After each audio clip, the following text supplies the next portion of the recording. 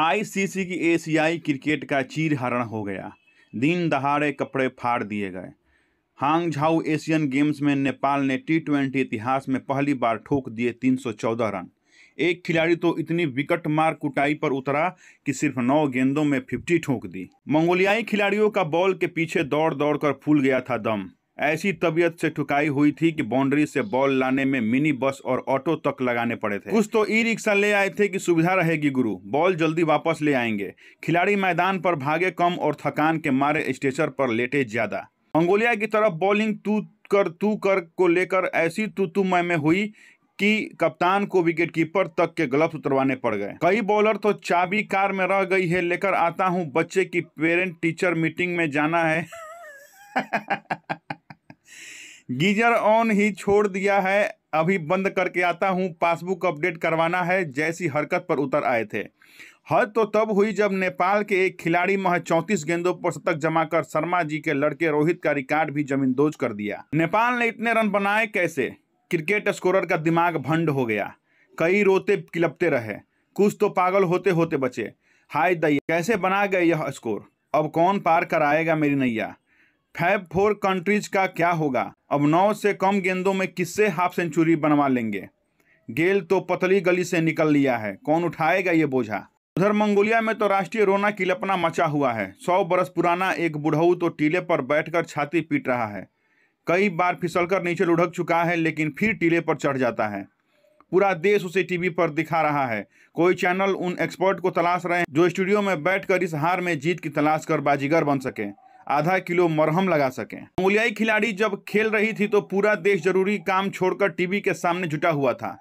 एक कुछ ज्यादा ही क्रिकेट प्रेमी था तो हर शॉट पर चीख चीख कर लोटन कबूतर हुआ जा रहा था। वो तो साथ वाले ने उसे बताया कि जिनकी कुटाई चल रही है वो तो हमारे ही वाले हैं, तब माना, नहीं तो लोट लोट कर रोनाल्डो हुआ जा रहा था। कई घरों में तो कुत्ते बिल्लियों तक को सम्मानपूर्वक टीवी के सामने बिठाया गया था।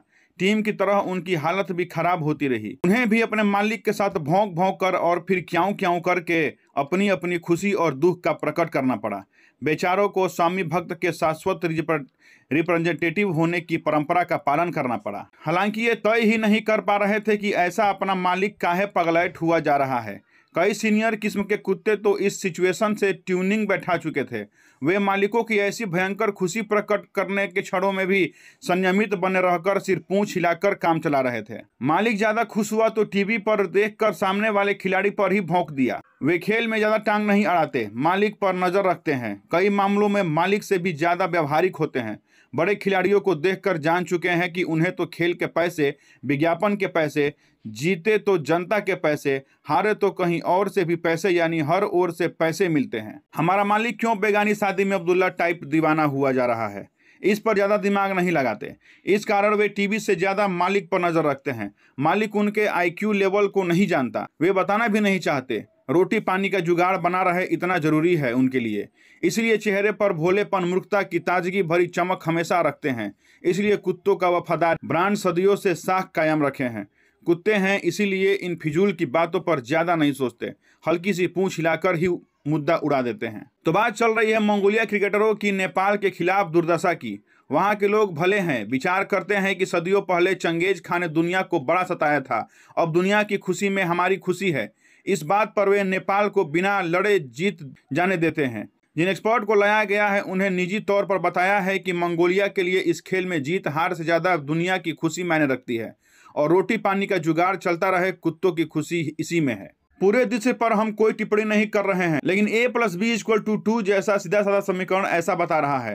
खैर जाने दीजिए, समीकरणों की कौन परवाह करता है, समीकरण तो किताबों के लिए होते हैं। मंगोलिया ने हार कर भी कितनों के दिल जीते हैं, आपको पता है कि नहीं? तो इतने सरल समीकरण के तहत एक बेचारा देश दूसरे देश को जीत जाने देता है। हम लोग इसी बात पर सिर ढूंढते रहते हैं कि ICC ऐसे मैच करवाकर हासिल क्या कर रहा है। नेपाल ने जैसी ठुकाई की है मंगोलिया की, मंगोलिया सातों जन्म तक अपनी ठुकाई ऐसी नहीं भूल सकता है। और हो सके तो भविष्य में वह जब भी उतरेगा किसी भी टीम के खिलाफ खेलने के लिए, तो उसको नेपाल की याद जरूर आएगी।